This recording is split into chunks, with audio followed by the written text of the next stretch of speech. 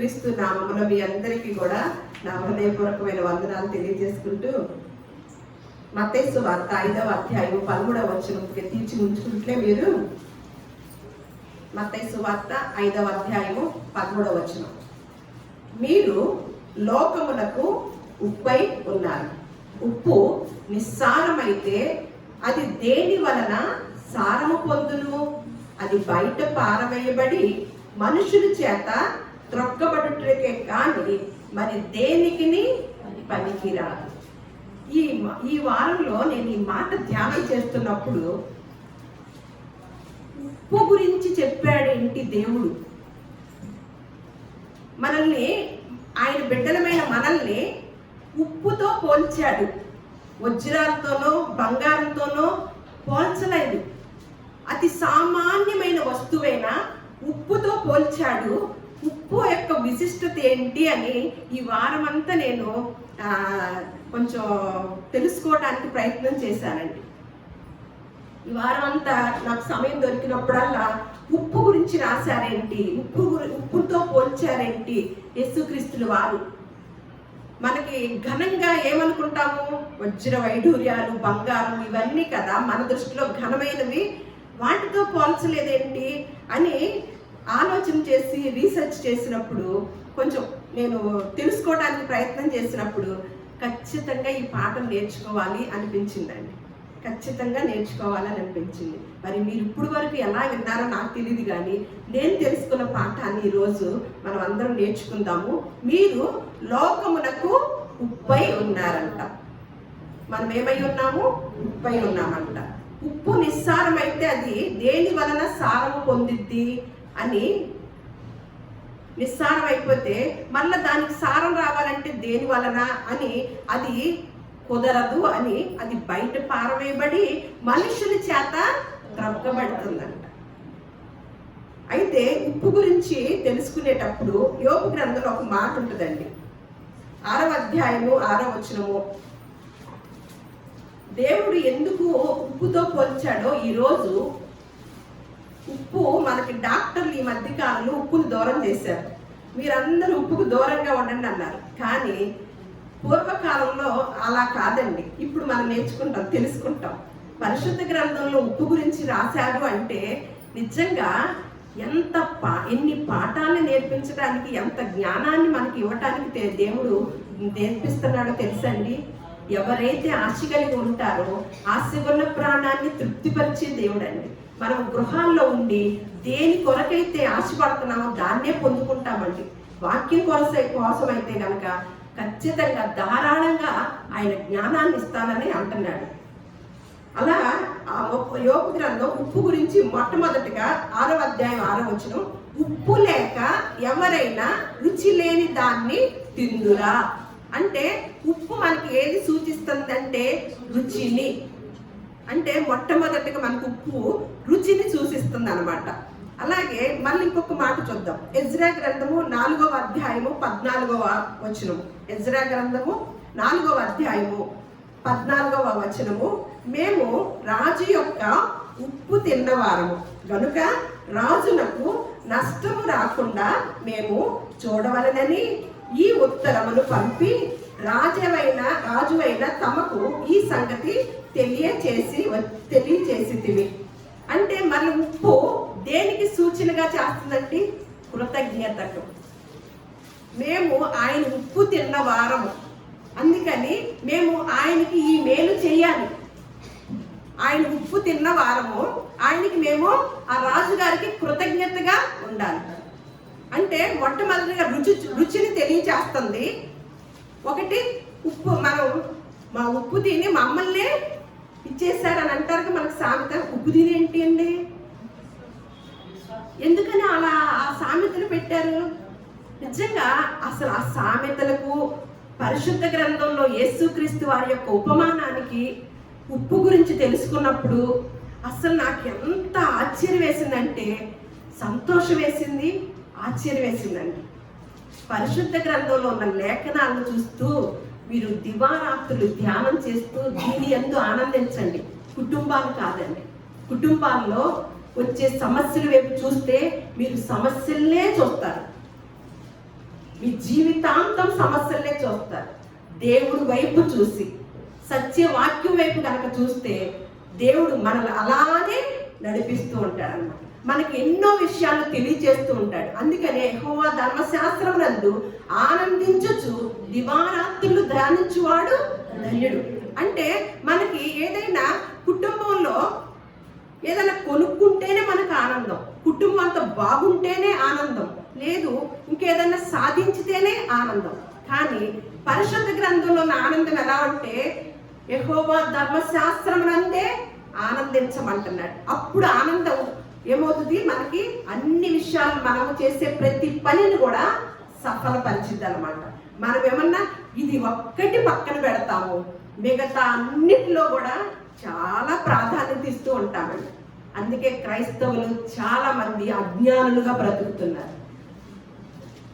ఏదైనా ఒక మీటింగ్ పెట్టినప్పుడు దాని టైటిల్ చూసినప్పుడు లక్షల మంది వెళుతున్నారు. ఆ టైటిల్లోనే తెలిసిపోవాలి జ్ఞానం కలిగి ఉంటే కనుక.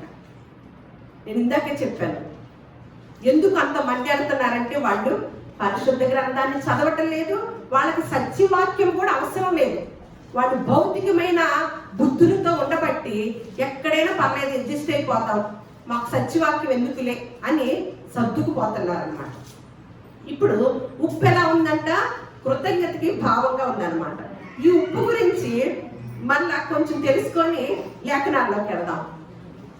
మనకి ఉప్పు సత్యాగ్రహం తెలుసా? ఎవరు చేశారు? ఉప్పు సత్యాగ్రహం చేశారు. ఉప్పుకి సత్యాగ్రహం ఏంటి, శాంతియుతమైన ర్యాలీ ఏంటి అని నేను ఆలోచించి అప్పుడు ఈ వాక్యం దగ్గరికి వచ్చానన్నమాట. 1882 సంవత్సరంలో బ్రిటిష్ ప్రభుత్వం వారు ఆ కాలంలో ఉప్పు అనేది సామాన్య మానవులకు దొరకకుండా చాలా ఖరీదుతోనూ ఉప్పు మీద పన్ను వేస్తూ వీళ్ళు భారతీయులు తయారు చేయకుండా బ్రిటిష్ వారు మాత్రమే దాని మీద అనేక కొంత పర్సంటేజ్ని లాభాన్ని సంపాదించుకుంటూ అది అమ్మేయడానికి తయారు చేయటానికి భారతీయులకు అవకాశం లేకుండా వాళ్ళు ఉప్పుని వాళ్ళకి అమ్ముతూ ఉండేవారు అనమాట. అమ్మటమే కాకుండా ఉప్పు మీద కూడా పన్ను వేసేవారంట. మళ్ళా ఒకవేళ ఉప్పు రోడ్డు మీద కనుక పడితే కనుక దాన్ని ఏదో మరి తెలియక ముట్టుకున్నా కూడా వాళ్ళ యొక్క ఆర్డర్ లేకుండా ఆ ఉప్పును ముట్టుకున్నా కూడా 3 నెలల జైలు శిక్ష వేసేవారు. ఇది తెలుసుకొని గాంధీ గారు అంటే ఏదైనా సరే అండి, ఒక పోరాటం చేసి మనకు ఒక విధానాన్ని తీసుకొచ్చారు కొంతమంది పెద్దలు మహాత్ములు. అంటే మనం ఈ రోజు ఉండి ఇంత చక్కగా అనుభవించుతున్నామంటే కొంతమంది పెద్దల కష్టం ఉందండి, పెద్దల కష్టం ఉంది, పోరాటాలు ఉన్నాయి అన్నమాట.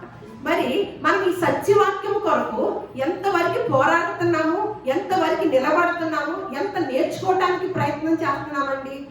ఆ సమయంలో అయ్యో ఇది సామాన్య మానవులకు కూడా ఉప్పు అందాలి కదా, ఇది ప్రతి ఒక్కరి యొక్క జీవన విధానంలో ఒక భాగం కదా, ప్రతి ఒక్క వంటగదిలో ఉండాల్సిన వస్తువు కదా, ఇలా కాదు మనమే తయారు చేసుకోవాలి.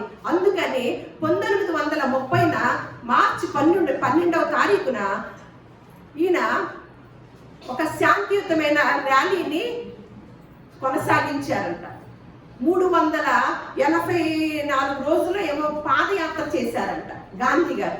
ఉప్పు సత్యాగ్రహాన్ని మొదలుపెట్టారు 1930 సంవత్సరము మార్చి 12వ తారీఖున స్టార్ట్ చేసి 24 రోజులు పాదయాత్ర చేసి ఏప్రిల్ 30 మన 1930 ఏప్రిల్ 6న ఆ ఉప్పు సత్యాగ్రహాన్ని ఆ యొక్క చట్టాన్ని నిర్మూలన చేసి మళ్ళీ వారు తయారు చేసి అది అందరికీ కూడా హక్కుగా తీసుకొచ్చారనమాట గాంధీ గారు.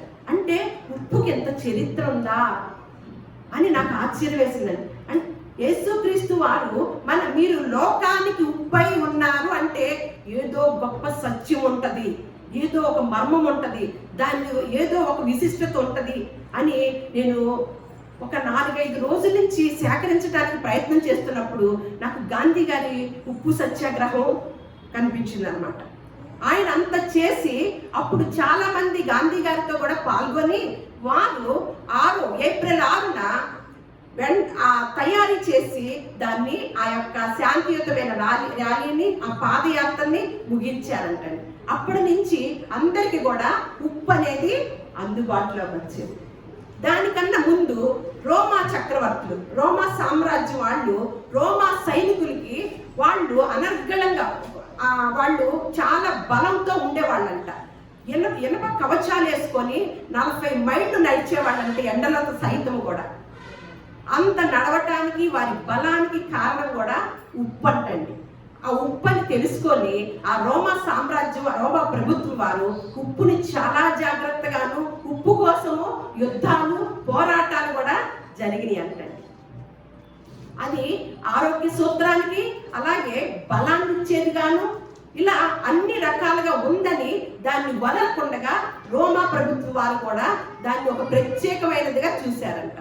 మరి బైబిల్ గ్రంథంలో మరి ఉప్పుకి ఇచ్చిన ప్రత్యేకత అంటే ఉప్పుని ఇలా చెప్పాడు కాబట్టి ఆ ఉప్పు మనము లోకానికి ఉప్పై ఉండాలి అన్న యేసుక్రీస్తు వారి యొక్క ఆ లోపల ఉన్న భావం ఏంటో, దాని ప్రత్యేకత ఏంటో బైబిల్ గ్రంథంలో నుంచి చూద్దాము. మరి ఒకసారి చూస్తే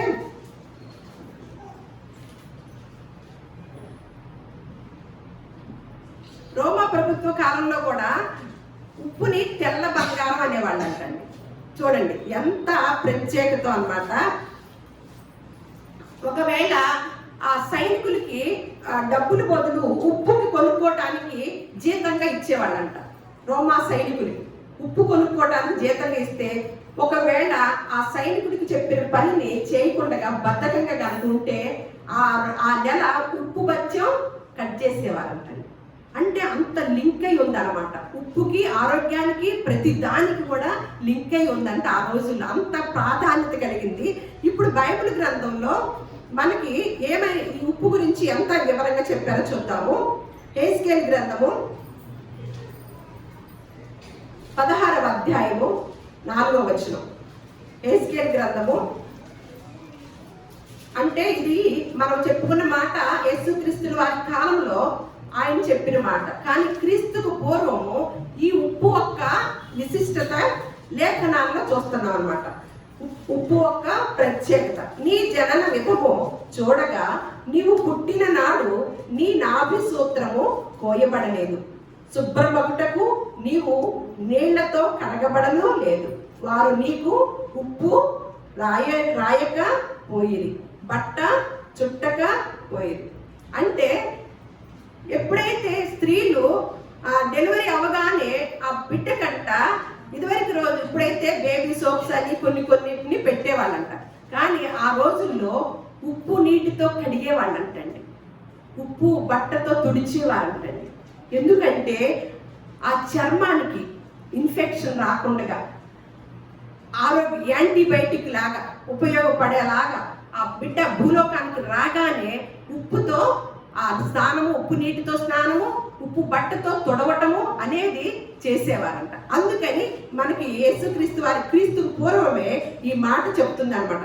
నీ జనన విధము చూడగా నీవు పుట్టిన నాడు నీ నాభి సూత్రము కోయబడలేదు, శుభ్రమగుటకు నీవు నీళ్లతో కడగ, వారు నీకు ఉప్పు రాయకపోయిరి అని చెప్పారనమాట.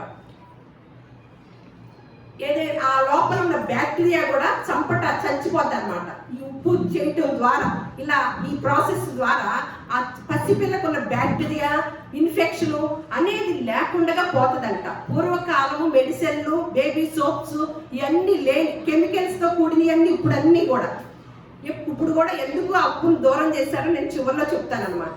అలాంటి కాలంలో దాన్ని ఒక ప్రత్యేకమైన ఔషధంగా వాడేవాళ్ళంట. తర్వాత 2వ రాజుల గ్రంథము 2వ అధ్యాయము 20వ వచనం 21వ వచనం. అతడు కొత్త పాత్రలో ఉప్పు వేసి నా యొద్దకు తీసుకొని రండని వారితో చెప్పెను. వారు దాన్ని తీసుకొని రాగా అతడు ఆ నీటి ఊట యొద్దకు పోయి అందులో ఉప్పు వేసి, యెహోవా సెలవిచ్చినదేమనగా ఈ నీటిని నేను బాగు చేసి ఉన్నాను గనుక ఇక దీని వలన మరణము కలగకపోవును, భూమియు నిస్సారముగా ఉండదు అని అన్నమాట. అంటే ఎనుకో పట్టణంలో నీళ్లు విషతుల్యం అయిపోయినాయి అన్నమాట. అయితే ఆ విషతుల్యంగా మారిపోగా భూమి ఏమన్నా నిస్సారంగా తయారైనప్పుడు ఆ నీరు తాగితే మనుషులు చనిపోతున్నారు. అప్పుడు ఎలీషా ప్రవక్త ఒక కొత్త పాత్రలో ఉప్పు తీసుకొని వెళ్ళి ఆ చెడిపోయిన నీటి బుగ్గలో వేశాడంట. అంతే, దేవుడు ఆ ఉప్పు ద్వారా ఆ నీటిని పూర్తిగా స్వస్థపరిచాడంటండి. చూడండి, అంటే ఈ ఉప్పుకి ఎటువంటి గుణం ఉందండి? స్వస్థపరిచే గుణం ఉందన్నమాట. ఆ రోజుల్లో ఆ చెరువుల్లో నీళ్లు తాగి, విషపూరితమైన నీళ్లు తాగి చాలా మంది ప్రజలు చనిపోతుంటే ఎలీషా ప్రవక్త ఆ నీటిలో ఉప్పు వేసి, విరుగుడు అనేది ఉప్పు ద్వారా జరిగింది, వాళ్ళందరికి కూడా స్వస్థత అనేది చేకూరింది అనమాట. ఉప్పులో ఏ గుణం ఉందండి? స్వస్థపరిచే గుణం కూడా ఉంది. మొదటగా ఏమి నేర్చుకున్నాము? చిన్నపిల్లలకు కూడా యాంటీబయాటిక్ లాగా చాలా మంచిగా పనిచేస్తుంది పుట్టిన బిడ్డలకి. అలాగే కృతజ్ఞతా భావం కలిగి ఉండాలి. దాని వలన ముందేమో నేర్చుకున్నాము కాదుగా, రుచి రుచి. ఓకే. అలాగే మళ్ళా అప్పుడు రోజుల్లో ఏదైనా నిల్వ ఉంచడానికి ఫ్రిడ్జ్లు ఉండేయా? ఫ్రిడ్జ్లు ఉండే కాదు, ఏది ఉండేవి కాదనమాట. కానీ ఆ రోజుల్లో ఫ్రిడ్జ్లు లేవు కాబట్టి మాంసం అనేది, మాంసాలు ఇంకే కొన్ని ఉంటాయి, మనం ఫ్రిడ్జ్లో ఎందుకు పెడతాము? కుళ్ళిపోకుండా. అర్థమైందా? అందుకని అప్పుడు రోజుల్లో మరి వాటిని దాయాలంటే, అవి కుళ్ళిపోకుండా ఉండాలంటే మళ్ళా ఏం చేసేవాళ్ళంట? ఉప్పునే ఉపయోగించేవారంటండి. ఉప్పునే ఉపయోగించేవారంట. దాన్ని లేవీకాండము 2వ అధ్యాయము 13వ వచనం. లేవీకాండము 2వ అధ్యాయము 13వ వచనం. నీవు అర్పించు ప్రతి నైవేద్యమునకు ఉప్పు చేర్చవలెను. నీ దేవుని నిబంధన యొక్క ఉప్పు నీ నైవేద్యము మీద ఉండవలెను. నీ అర్పణములన్నిటిని తోను ఉప్పు అర్పింపవలెను. ఇదేంటండి? మనము అర్పణ కనుక అర్పిస్తేనంట దానితో పాటు ఏం చేర్చాలంటండి? పరిశుద్ధ గ్రంథంలో ఏ మాట చెప్పినండి వండరండి, భూలోకంలో ఎక్కడ దొరకదండి ఆ అర్థవంతమైన ఆ మాట. నాకు చదువుతున్నప్పుడల్లా ఎంత ఎంత ఆశ్చర్యం వేస్తుందోనండి. ఏంటి ఇంత జ్ఞానయుక్తంగా ఈ అనంత జ్ఞాని అయిన దేవుడు ఇంత జ్ఞానయుక్తంగా రాయించాడే, ఎంత వివరంగా మనకి నేర్పించాలనుకుంటే మనం ఏం చేస్తున్నాము? కుటుంబ సమస్యలతో కొట్టుమిట్టాడిపోతున్నాం. ఈ పాఠాలు మనకు అక్కర్లేదు. మనము అర్పించడం, అర్పణేసేస్తాం, వెళ్ళిపోతాం. ఏం చేయమన్నాడో తెలియదు. దేవుని సన్నిధికి వస్తాము, ఒక ఆచారంగా వెళ్ళిపోతాం. వచ్చినప్పుడు దేవుడు ఏం మాట్లాడుతున్నాడో ఆ మాటని ఎంతమందిని తీసుకెళ్తున్నామండి? తీసుకెళ్ళిన వారు మాత్రమే సంతోషంగా ఉండగలరండి. తీసుకెళ్ళలేదా ఆ కుటుంబంలో సంతోషం ఉండదు. నీవు అర్పించు ప్రతి నైవేద్యమునకు ఉప్పు చేర్చవలెను. నీ దేవుని నిబంధన యొక్క ఉప్పు నీ నైవేద్యము మీద ఉండవలెను. నీ అర్పణములన్నిటితోనూ ఉప్పు కలిపి అర్పింపాలి. మనము నిల్వ చేయటానికి ఫ్రిడ్జ్ లేనప్పుడు దేన్ని వాడారంట? అంటే ఆ వస్తువులు కుళ్ళిపోకుండా నిల్వ ఉండటానికి. మరి ఈ భక్తి విధానంలో మనం అర్పించే అర్పణలను, దేవుని సన్నిధికి వెళ్ళినప్పుడు దేవుని మాటలను, ఇవన్నీ కూడా వీటితో ఏం చేర్చమంటున్నాడు? ఉప్పు చేర్చ. అంటే దేవునికి మనకి సహవాసంలో ఎక్కడ కుళ్ళు పట్టిపోకూడదు. అర్థమైందా? అలా నిల్వ ఉంటూనే ఉండాలి. ఉప్పు చూసినప్పుడల్లా, అర్పించినప్పుడల్లా ఉప్పు గుర్తుకు రావాలి. ఉప్పు గుర్తుకొచ్చినప్పుడల్లా, దేవుడి మాట వింటున్నప్పుడల్లా ఏం గుర్తుకు రావాలి? ఉప్పు గుర్తుకు రావాలి. అంటే ప్రభువా, నీతో నా సహవాసం, నేను మీరు, ప్రభువా నీవు నేను ఎలా ఉండాలి? మన ఇద్దరి సహవాసం ఎక్కడ కూడా గ్యాప్ రాకూడదు ప్రభువా, కుళ్ళిపోకూడదు ప్రభువా. పాత నిబంధనలో ఒక రకమైన అర్థంతో అక్కడ పెట్టారనమాట. ఇప్పుడు టోటల్ అర్థాన్ని ఏమని చెప్తున్నారు యేసుక్రీస్తు వారు? మీరు లోకానికి ఉప్పై ఉన్నారు. ఉప్పు ఎలాంటి విశిష్టతను కలిగి ప్రజలకు ఎంత ప్రత్యేకమైన వస్తువు అయ్యి కూర్చుందో, మీరు కూడా ప్రత్యేకమైన జనాంగం, మీరు ఉప్పై ఉన్నారు అని న్యాయాధిపతుల గ్రంథం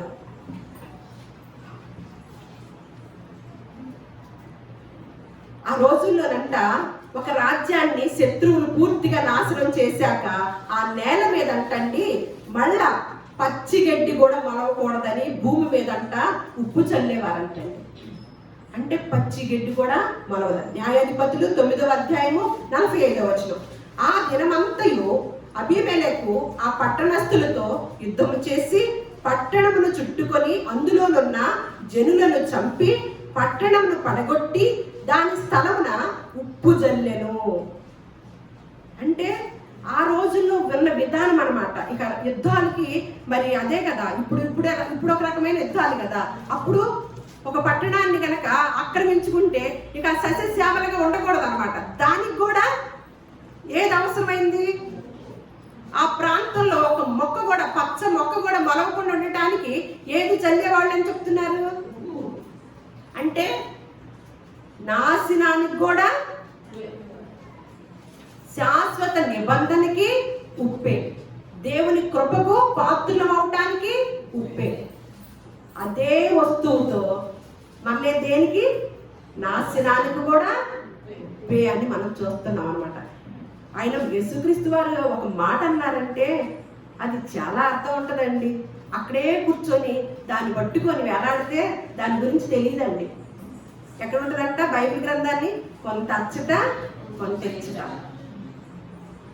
మనం బైబిల్ చరిత్ర తెలుసుకున్నప్పుడు నిజంగా 40 మంది ప్రవక్తలు రాసి వేరు కాలాల్లోనూ వేరు భాషల్లోనూ వేరు ఖండాల్లోనూ ఉన్న వ్యక్తులు మరి ఇంత దగ్గరయ్యేటట్టుగా క్రొత్త నిబంధనలో మాటలో ఉన్న ప్రత్యేకతను పాత నిబంధనలో కూడా ఒక ప్రత్యేకంగానే మనకి కనెక్ట్ అయ్యేటట్టుగా తెలియచేశారనమాట. అలా చూడండి, మరి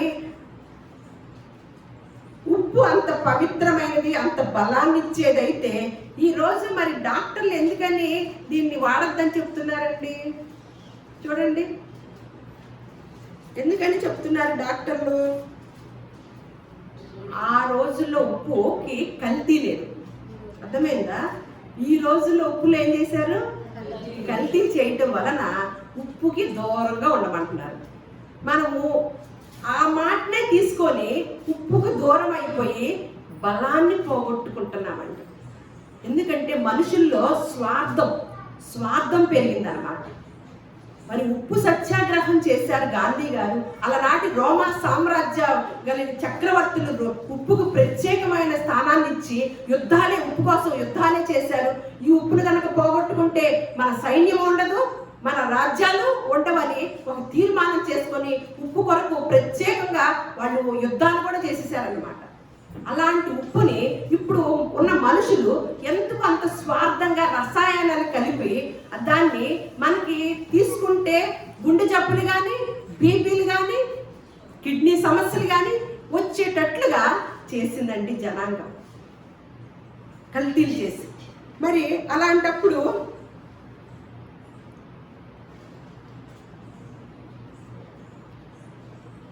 మరి ఈ ఉప్పుని గురించి మరి ఎందుకు చెప్పారండి, మనల్ని ఎందుకు పోల్చారు? తర్వాత దినాల్లో అంటే డాక్టర్లు ఇప్పుడు మధ్యకాలంలో కొంచెం ఉప్పును మరీ పూర్తిగా చేయొద్దు వాడంటే అంటున్నారంట. ఆ కల్తీది మనం తీసుకోకపోవటం వల్ల ఉప్పు తగ్గించేసామండి, అయినా బీపీ తగ్గట్లేదండి. బలమేది? మన శరీరంలో మనం ఎండలో నడిచినప్పుడు ఎంతో చెమట రూపంలో వెళ్ళిపోతూ ఉంటుంది అనమాట ఆ సోడియం అనేది. దానికి సంబంధించి మళ్ళా కుదుర్చుకోవాలంటే మళ్ళా ఉప్పు మన శరీరంలోకి తీసుకోవాలి. మనం అలా తీసుకోలేకపోతున్నాము, మనకి జబ్బులు రావటము, మనకి నీరసం రావటము, అలసిపోవటము జరుగుతుంది. ఎందుకంటే ఉప్పు దూరంగా ఉండమంటాం. ఆ ఉప్పు ఎందుకు దూరంగా అన్నారు? కల్తీ చేసేసారు, ఉప్పును కూడా కల్తీ చేశారు. మనకి అనారోగ్యానికి ఇప్పుడు డాక్టర్ గారి ప్రార్థన వినొచ్చా? పెట్టినాడు దేవుడు. ఇందాక చెప్పుకున్నాం కదా, మనము ప్రార్థన చేసి డాక్టర్ గారు ప్రార్థన చేస్తే మరి రోగులు లేకుండా ఎలా ఉంటారు? ఎవరు ప్రార్థన వినాలి? డాక్టర్ గారి ప్రార్థన వినాలా, మన ప్రార్థన వినాలా? దేవుడు ఎవరు ప్రార్థన వింటల్లా. అందరినీ వదిలిపడేశాడు స్వేచ్ఛగా. మీ ఇష్టానుసారంగా మీరు ఉండండి, లెక్క పూర్తయ్యాక అప్పుడు నా పని వచ్చింది అన్నాడు. కల్తీమయం అన్నమాట. కానీ ఈ ఉప్పుని మీరు లోకానికి ఉప్పై ఉన్నారు అని, అది సారము కనుక పోతే, నిస్సారమైతే మన దాన్ని పొందుకోవటానికి ఏమి ఉండదు, రోడ్డు మీద వేసి తొక్కాలి. ఇదివరకు రోజుల్లో ఆ సముద్రంలో నుంచి తీసినప్పుడు, కొంత ఉప్పు తీసినప్పుడు మట్టి అనేది వచ్చేదంట. అదంతా కరిగిపోయి మట్టి వచ్చినప్పుడు అది రోడ్డు మీద పడేసేవాళ్ళంట. ప్రజలందరూ తొక్కుంటా, దానిలో సారం ఉండదు కదా, దానిలో అదంతా పోతే అలా వేసేవాళ్ళంట. కానీ దానిలో ఉన్న సారాంశం ఏంటంటే అది కృతజ్ఞత భావం కలిగి ఉండటానికి గుర్తుగా ఉంది. రుచికి, అందరికీ రుచికి గుర్తుగా ఉంది. మళ్ళా దేనికి ఉంది? స్వస్థతకు ఉంది, ఇంకా నాశనానికి ఉంది. అలాగే కొన్ని స్వస్థతనే ఉంది, కుళ్ళిపోకుండా. మనం చెప్పలే అసలైంది అది కదా. మరి మనం ఈ లోకానికి ఉప్పై ఉన్నామంటే ఎందువల్ల, ఏమని చెప్తున్నారు? ఈ కుళ్ళిపోయిన లోకాన్ని ఏం చేయడానికి మనల్ని పెట్టారు? పరిశుద్ధపరచడానికి, పవిత్రపరచడానికి. మీరు ఈ లోకానికి ఉప్పై ఉన్నారు. ఆయన అన్నట్లుగా కనుక మనం జీవించకపోతే ఏముంది? అందులో ఉప్పులో రుచి ఉంది. అందరికీ రుచి రుచి రుచి చూపించేవా అంటే మనం ఏదైనా మాట్లాడినప్పుడు, అందుకే కొలస్సీలకు రాసిన పద్ధతిలో ఒక మాట ఉంటుందండి.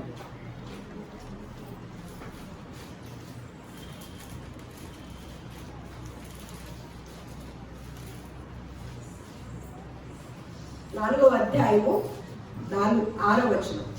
ప్రతి మనుషునికి ఎలాగూ ప్రత్యుత్తరం ఇయ్యవలెనో అది మీరు తెలుసుకొనుటకై మీ సంభాషణ ఉప్పు వేసినట్లు ఎల్లప్పుడూ రుచికలదుగాను కృపాసహితముగాను ఉండనీయడి.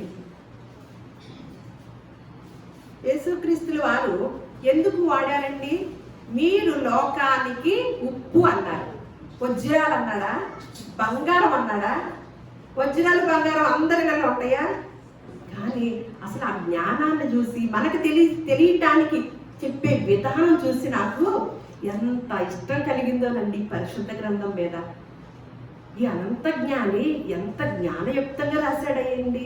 మనకు అర్థమయ్యే రీతిలో ఈ దేవుడు అనే ఆయన ఇంత చక్కగా పట్టించుకొని మనకి జాగ్రత్తలు, గొప్ప సూత్రాలు తెలియచేస్తుంటే ఏ వాక్యాలు కావాలండి మనకి? ఎవరు కావాలండి? ఈ సత్యం వద్దు, ఈ సత్యం వద్దు అన్నమాట. ఎక్కడైతే సత్యం చెప్పుకోవటం బాగానే ఉంటుందో అక్కడ, ఈ భౌతికంగా ఎవరైతే ఆశీర్వాదాలు కోరుకుంటారో సత్యవాక్యం దగ్గరికి రారండి. వాళ్ళకి బాధగా ఉంటుంది ఈ మాట చెప్తుంటే. మనం ఎలా ఉండాలంటే లోకానికి ఉప్పై ఉన్నారు. ఉప్పునేముంది? రుచి ఉంది, కృతజ్ఞత ఉంది, నాశనం అవ్వకుండా ఉంటుంది, కుళ్ళిపోకుండా ఉంటుంది, స్వస్థత ఉంది. టోటల్గా ఇదంతా ఉప్పులో ఉందన్నమాట. మరి చివరి దానిలో ఉన్నామా?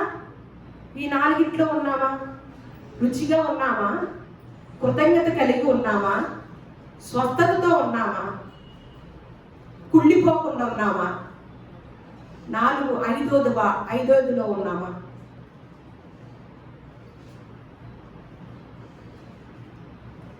యుద్ధాలు చేసి పగ తీర్చుకొని ఆ ప్రాంతాలను ఉప్పు జల్లేసి వెళ్ళిపోతారంట పగబట్టిన వారు. ఇంకొకసారి పచ్చి మొక్క కూడా మొలవదంటండి. అలాగే ఉంటున్నాయా మనసులు? ప్రతీకారాలు, పగలు. మనకి ఇష్టం లేకపోతే ఆ కుటుంబం నాశనం అయిపోవాలి అంటామా? ఆ నాశనం దాంట్లో ఉన్నామా? అలాంటి ఉప్పులో ఉన్నామా? రుచి ఇచ్చే ఉప్పులో ఉన్నామా? కృతజ్ఞత కలిగిన ఉప్పులో ఉన్నామా? స్వస్థతనిచ్చే ఉప్పులో ఉన్నామా? దేవునికి, మనకి, ప్రజలకి, మనకి కుళ్ళిపోకుండా ఉండే సహవాసంలో ఉన్నామా అని ఆలోచిస్తే యేసుక్రీస్తు వారు చెప్పిన మాట అదే. మీరు లోకమునకు ఉప్పై ఉన్నారు. వజ్రాలు బంగారం కాదు. మన మాట ఎలా ఉండాలంట? ప్రతి మనుషునికి ఎలాగూ ప్రత్యుత్తరం ఇయ్యవలెనో అది మీరు తెలుసుకొనుటకే మీ సంభాషణ, మన మాటలు ఉప్పు వేసినట్లుగా అప్పుడప్పుడు, ఎప్పుడు అప్పుడప్పుడా ఏమి నేర్చుకుంటున్నాం మందిరానికి వెళ్ళి? మరి మన మాట తీరు, మన ప్రవర్తనలో తేడా ఉన్నప్పుడు మనం బైబిల్ చదువుతున్నామా, ప్రార్థన చేస్తున్నామా? భ్రమలో ఉన్నాం. అందరం భక్తులే. ఏదో అంటారు కదా ఈ సామెత, పుట్టడేమైపోయి అంటారు కదా ఏదో సామెత. అందరం భక్తులమే, కానీ నెమ్మదేది? కుటుంబాల్లో నెమ్మదేది? ఏం ప్రార్థన చేస్తున్నాం? యేసుక్రీస్తు వారు వెళుతూ ఈ మాట చెప్పారు. ఆ మాట మనం ఎంతమందిని తీసుకున్నాము? దాని గురించి ఎంత ఆలోచించాము? నాకైతే భయం వేసిందండి. మనల్ని అన్నాడు, మీరు లోకానికి ఉప్పై ఉన్నారు, అంతే. ఆయన మాట తీసుకున్న వాళ్ళు కాదు, ఆయన్ని అనుసరించే వాళ్ళకి మాత్రమే చెప్పాడు అన్నమాట. మన మాట సంభాషణ ఎప్పుడు? ఎల్లప్పుడా? అప్పుడప్పుడా? వారానికి ఒకసారి? ఎల్లప్పుడు. అది నిస్సారమైతేనంట నడిచే దారిలో పడిపోయి మనుషులందరూ తొక్కే స్థితిలోకి వెళ్తారు. దేవుడు మనకి మంచిగా ముందుగానే ఇక్కడ ఈ లోకంలో ఉండగానే ఎన్నో విషయాలు తెలియచేస్తూ మనకి ఈ లోకంలో ఉన్నదంతా ఏంటి, ఆ నడిచే ఆ కాళ్ళ మీద, ఆ రోడ్డు మీద పడవేసే ఉప్పు అంటండి ఒక రకమైన వాతావరణానికి అసలైన ఉప్పు కరిగిపోయి మట్టి మిగిలిద్దంటండి. ఒక రకమైన వాతావరణానికి అసలైన యొక్క విధానం పోయి దానిలో ఉన్న అసలైనదంతా పోయి మట్టి మిగిలిద్దంట. ఆ మట్టిని తీసుకొచ్చి రోడ్డు మీద వేస్తారంట. అది అది మనుషులు తొక్కటానికి తప్ప దేనికి పనికిరాదంట. ఒక రకమైన వాతావరణంలోకి వెళ్ళినప్పుడు అంట. మనము లోకంలోకి వెళ్ళామనుకోండి, లోకంలో ఏముంది? లోకంలో మనం కూడా ఒక రకమైన వాతావరణంలోకి వెళ్ళామనుకోండి, మనలో అసలు ఏమైపోద్ది? కరిగిపోతుంది. ఎప్పుడైతే లోకంలోకి వెళ్ళామంటే కోపాలు, ద్వేషాలు, అసూయ, పగ, ప్రతీక, లోకంలో ఉన్నవన్నీ ఏంటి? శరీరాశ, నేత్రాశ, జీవకుడంబం. ఇవి తండ్రి వలన కలిగినవా? నిజంగా మీరు ఒక అడుగు లోకంలో కంటే బైబిల్ పక్కన పెట్టి ఒక వారం అంతా మీ దైనందిక జీవితాల్లోనూ మీ కుటుంబ విషయాల్లోనే ఉండండి. నెక్స్ట్ వారం దేవుళ్ళో ఉంచడండి మిమ్మల్ని. మిమ్మల్ని ఉంచడు, మీరు భ్రమే. ఎల్లప్పుడు కూడా కృపాసహితంగా ఉండాలి. మన మాటైనా మన తీరైనా. ఉప్పు మన లోకానికి ఉప్పేనండి, అంతే. ఉప్పులాగా ఉండటమే. కానీ ఐదవదిగా ఉన్నది నాశనానికి ఉండేది. అలా ఉండద్దండి. యుద్ధాలు చేసి ఆ ప్రాంతంలో ఏం పండకూడదని ఉప్పు జల్లేసి వచ్చే రకాలుగా మనం ఉండద్దు అన్నమాట.